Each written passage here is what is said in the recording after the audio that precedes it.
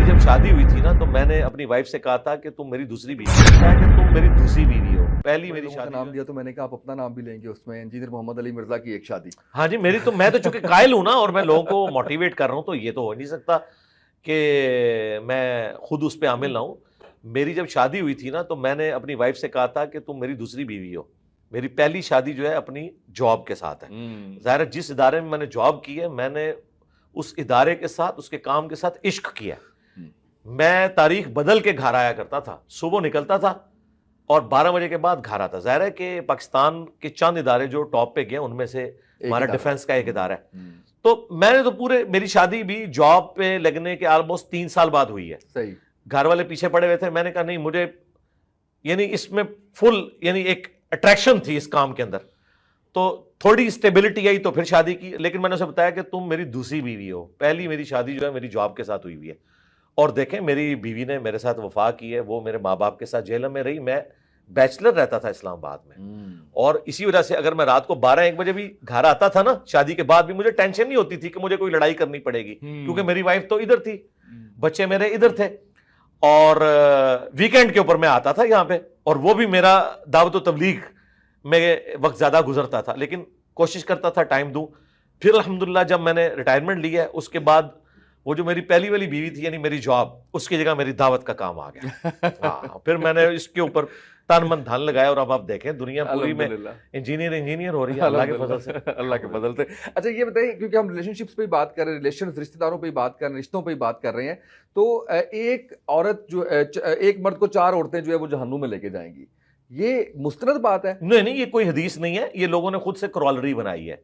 Okay. ये क्रॉलरी ये भी बन सकती है कि जो एक मर्द 4 औरतों को भी जहन्नम में लेके चला जाएगा, ये भी इस तरह की भी क्रॉलरी बनाई जा सकती है। ये थ्योरेटिकल बात है, कोई हदीस में अपना जो है हाँ जी, हर शख्स ने अपने अमाल का बोझ खुद उठाना है, लेकिन जो बेसिक तरबियत है जो कुरान में है ना, ओ अनफुसकुम व अहलीकुम नारा, बचाओ अपने आप को और अपने घर वालों को जहन्नम की आग से। यानी मेरी कोशिश ये होनी चाहिए कि मेरे बीवी बच्चे वो जहन्नम में जाने से बच जाए, मेरे बहन भाई, मेरे माँ बाप, ये मेरी रिस्पॉन्सिबिलिटी नहीं है। मैं इनको सिर्फ दावत दूंगा, जबरदस्ती नहीं करूंगा, लेकिन बीवी बच्चों के साथ मैं जबरदस्ती भी करूंगा। बिल्कुल ठीक है जी। नबी इस्लाम ने फरमाया तुम में से हर एक निगहबान है और उससे उसकी राइयत के बारे में पूछा जाएगा। ये बुखारी मुस्लिम दोनों में हदीस है।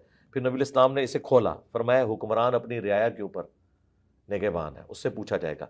एक मर्द अपनी औरत और बच्चों के ऊपर निगहबान है, उससे पूछा जाएगा।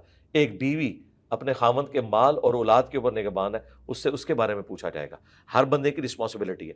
इस्लाम में जो ख़ानदान का इदारा है वो मियाँ बीवी और बच्चे हैं। माँ बाप का एहतराम, उनके साथ अखलाक से पेश आना, उनके हर एक चीज़ का ख्याल रखना, यानी उनकी बीमारी में उनकी तीमारदारी करना और इस तरीके से उनकी देखभाल करना, उनके खाने पीने का, रैश का, वो अपनी जगह मौजूद है। लेकिन जो प्राइमरी रिस्पॉन्सिबिलिटी है वो बीवी बच्चे हैं आपकी, और खामंद और उसकी औलाद, ये बीवी के लिए टॉप प्रायोरिटी है।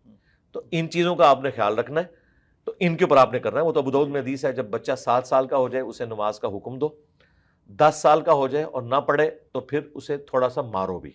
वैश्यों की तरह नहीं मारना, डांट डपट वाला मामला, को कान खींच दिया प्यार से, तो यहां पे आप जबरदस्ती वाला मामला आ रहा है ना। ये जबरदस्ती आप सिर्फ अपने बीवी बच्चों के साथ कर सकते हैं। पॉकेट मनी के ऊपर कट लगा दें, इस तरह का कोई मामला कर लें, लेकिन ये वैश्यों की तरह मारना और एक आपे से बाहर हो जाना, बाजुकात ऐसा होता है कि इंसान मिडिल एज में पहुंच के कुछ ज्यादा मजहबी हो जाता है। वो कहता है जी मेरी बीवी भी, उसका बस चले तो दाढ़ी भी बीवी को रखवा दे, तो दाढ़ी के 1 मिनट बीवी के उसने निकाब करवाना है। अब पूरी जिंदगी उसने एक आजादाना जिंदगी गुजारी है, तो भाई बीवी को भी टाइम लगेगा, ऐन मुमकिन है कि वो ना कर सके। तो ये सब कुछ अगर शादी से पहले कोई दीनदार बंदा है, उससे फिर शादी से पहले ये रिक्वायरमेंट रख देनी चाहिए। बिल्कुल। मसलन मैंने शादी से पहले रिक्वायरमेंट रखी थी कि मेरी बीवी बुर्का करेगी। शादी से पहले वो सिर्फ चादर लेती थी, लेकिन मैंने ये रखा कि अगर मंजूर है, ये ना हो कि इधर आके उसके ऊपर बम फाड़ू मैं। ओके जी, ये तो कमिटमेंट नहीं हुई हुई थी पहली तो बात, ये पहले करनी चाहिए। लेकिन बाज़ औक़ात मिडिल एज में पहुंच के दीन की तरफ रुझान हुआ, तो जाहिर है कि अब तो जो होना है वो हो चुका, तो उसमें फिर बीवियों को टाइम दें, कोशिश करें कि वो आ जाए। लेकिन इसको बुनियाद ना बनाए कि लड़ाई झगड़ा और तलाक तक नौबत चली जाए, ये नहीं होना चाहिए। अली भाई चीज़ें तो बहुत सी हैं, तशनगी तो बहुत ज़्यादा है। दोबारा कभी हम कोशिश करेंगे कि हमारा भी जो है वो 100 बंदों में नाम नंबर आए, दोबारा हम लाइन में लग के वापस आने की कोशिश करेंगे इंशाल्लाह, कोई साल डेढ़ में नंबर आएगा तो।